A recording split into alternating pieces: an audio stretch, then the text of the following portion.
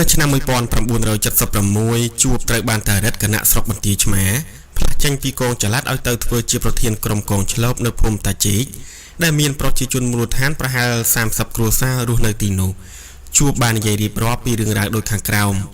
លុចជួបភេទប្រុសអាយុ70ឆ្នាំសពថ្ងៃប្រកបរបរធ្វើស្រែជួបមានស្រុកកំណើតនៅភូមិតាផោឃុំតាផោស្រុកថ្មពួកខេត្តបាត់ដំបងបច្ចុប្បន្នរស់នៅភូមិបន្ទាយឆ្មាខាងលិចឃុំបន្ទាយឆ្មាស្រុកថ្មពួកខេត្តបន្ទាយមានជ័យជួបមានប្រពន្ធឈ្មោះអុចដាមអាយុ73ឆ្នាំសពថ្ងៃប្រកបរបរធ្វើស្រែជួបមានកូនចំនួន4នាក់ប្រុស3នាក់ស្រី1នាក់ជួបមានឪពុកឈ្មោះលុចជុំស្លាប់ដោយសារជំងឺចាស់ជរានិងម្ដាយឈ្មោះម៉ិចវាងស្លាប់ដោយមិញវាងស្លាប់ដោយសារជំងឺចាស់ជរាជួបមានបងប្អូនបង្កើតចំនួន7នាក់ប្រុស5នាក់ស្រី2នាក់ជួបជាកូនទី5នៅក្នុងគ្រួសារ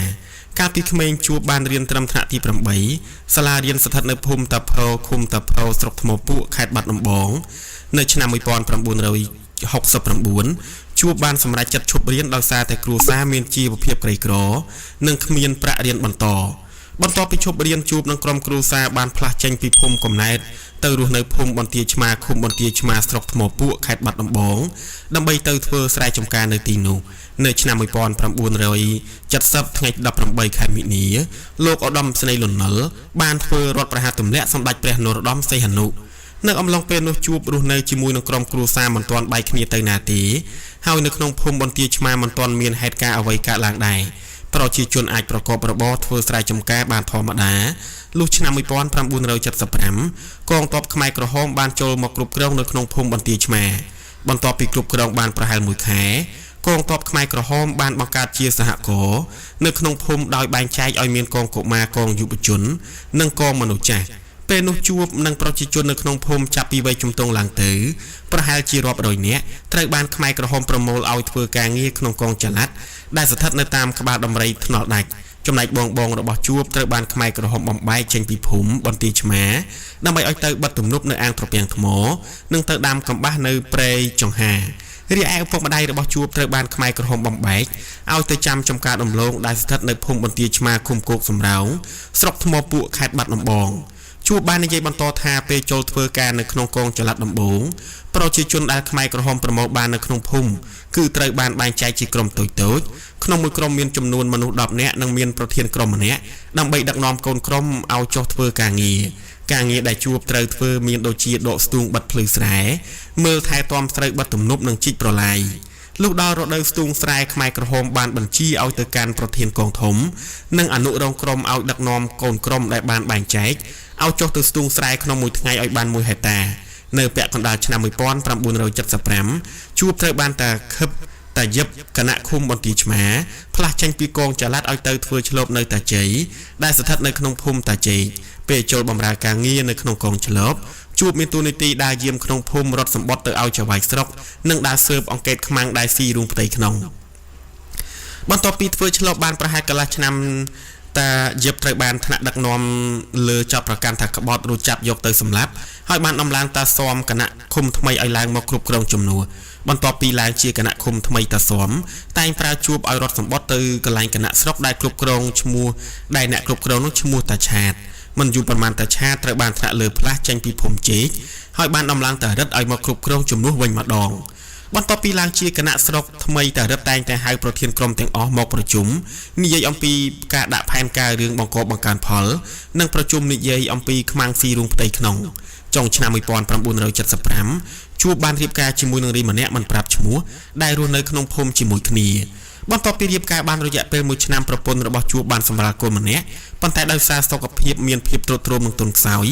ទើបធ្វើឲ្យប្រពន្ធរបស់ជួបបានស្លាប់បាត់បង់ជីវិតភ្លាមចំណែកកូនរបស់ជួបត្រូវបានគ្រូពេទ្យជួយសង្គ្រោះបាននៅចុងឆ្នាំ1976ជួបត្រូវបានតារិតផ្លាស់ចេញពីភូមិតាជែកឲ្យទៅរស់នៅភូមិបន្ទាយឆ្មាខាងជើងវិញហើយបានដំឡើងតួនាទីជាប្រធានក្រុមកងឆ្លប់ដើម្បីដើរយាមក្នុងភូមិដែលមានប្រជាជនមូលដ្ឋានប្រហែល30គ្រួសារកំពុងរស់នៅទីនោះនៅពេលដែលចូលមកគ្រប់គ្រងក្នុងកងឆ្លប់ជួបបានឃើញប្រជាជនដែលបានធ្វើខុសដូចជាដើរលួចអីហូប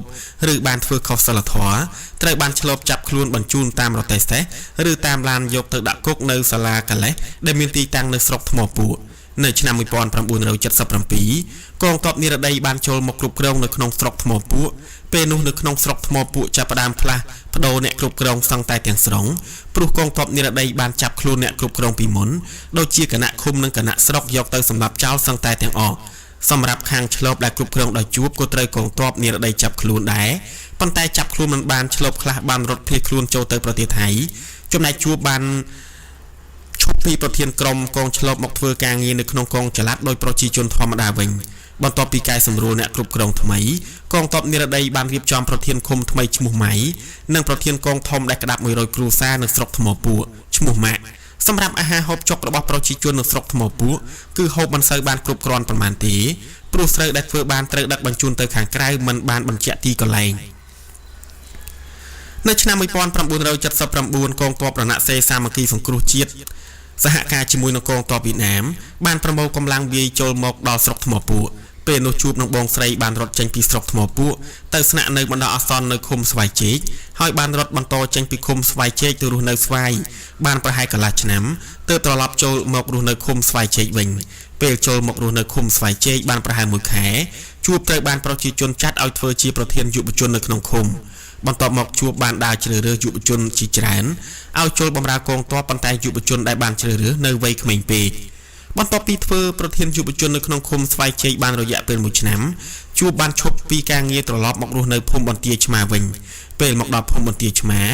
ជួបបានបម្រើការនៅក្នុងប្រាសាទបន្ទាយឆ្មាដោយមានតួនាទីជាឆ្មាំដើរយាមល្បាតតាមប្រាសាទនិងជួសជុលប្រាសាទដែលបាក់បែកនៅឆ្នាំ1980ជួបបានរៀបការជាមួយនឹងរីម្នាក់ទៀតឈ្មោះអុចដាមហើយបានចាប់គ្នាធ្វើស្រែបន្ថែមដើម្បីចិញ្ចឹមជីវិតរហូតដល់សពថ្ងៃនេះឯកសារលេខ BMI 0118បទសម្ភាសន៍ជាមួយលុចជួបនៅភូមិបន្ទាយឆ្មាខាងលិចឃុំបន្ទាយឆ្មាស្រុកថ្មពួកខេត្តបន្ទាយមានជ័យនៅថ្ងៃទី11ខែធ្នូឆ្នាំ2010សម្ភាសន៍ដោយឡុងដានីបណ្ណាសាមជ្ឈមណ្ឌលឯកសារកម្ពុជា